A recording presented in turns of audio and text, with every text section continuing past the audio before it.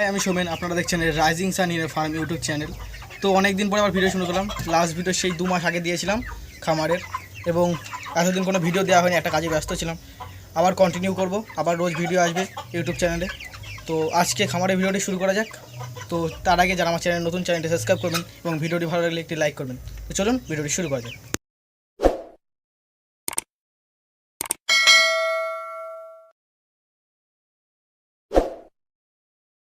তো অনেকের প্রশ্ন থাকতে পারে যে আপনি তাহলে এতদিন কি মুরগি পোষেননি?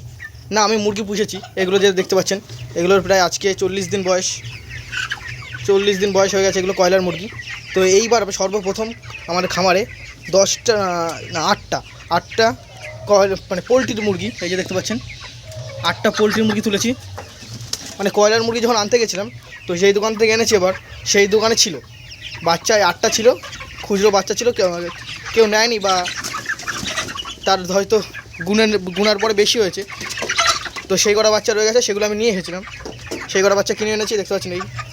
তো প্রায় এগুলো 2.5 কিলো করে হয়ে গেছে। আর যেগুলো কয়লা আছে, কয়লাগুলো এই মুরগিগুলো 1100-1200, এবং মোরগগুলো 1.5 কিলো উপরে হয়ে গেছে। আর এই পাশে দেখতে পাচ্ছেন আমার সেই ডিম পাড়ানোর জন্য যে দেশি মুরগিগুলো, তো দেখাচ্ছি। তো এগুলো প্রথমে দেখে নিই।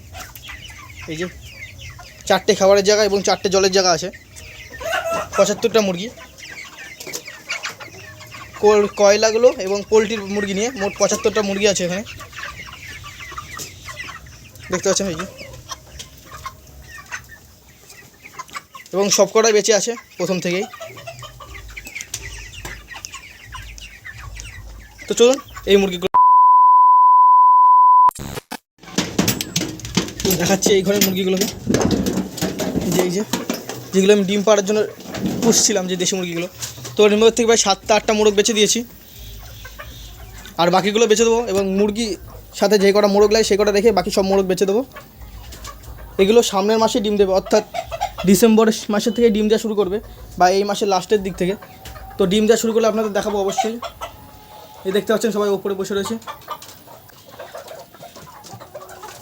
এই যে দেখতে পাচ্ছেন। তো একটাই যখন ঝুটিয়ালা মুরগি এই, আর গলা ছিলা হচ্ছে মুরগিটা কালো কালারের দেখতে, ওই যে ওর নিচে এই যে দেখতে পাচ্ছেন। তো এখানে রয়েছে আর সাদা কালারের একটা মোরগ, এই যে কত সুন্দর দেখতে পাচ্ছেন।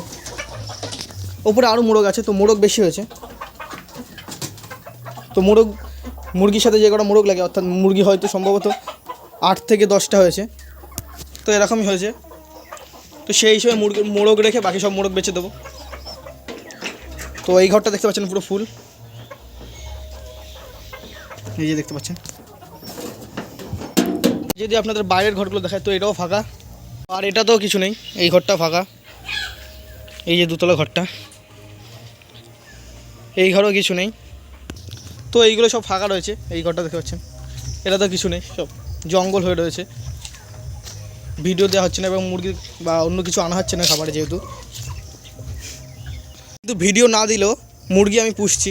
তো ভিডিও দেওয়ার সময় হচ্ছে না, কিন্তু আমি মুরগি পুষে যাচ্ছি এবং মুরগি বেচছিও, এবং ভালোই লাভ হচ্ছে। পুকুরটা, এই যে আমাদের পুকুরটা সেই। তো এর মধ্যে অনেক মাছ ছিল, সব সাপে এবং ব্যাঙে খেয়ে নিয়েছে। তো আবার মাছ ছাড়বো এবং ঘিরে দেবো চারিদিক দিয়ে। তো খামারের ভিডিওটা আজকে এই পর্যন্তই। তো ভিডিওটি ভালো লাগলে একটি লাইক করবেন, এবং চ্যানেল নতুন থাকলে চ্যানেলটি সাবস্ক্রাইব করবেন। তো ভিডিওটি শেষ পর্যন্ত দেখার জন্য ধন্যবাদ।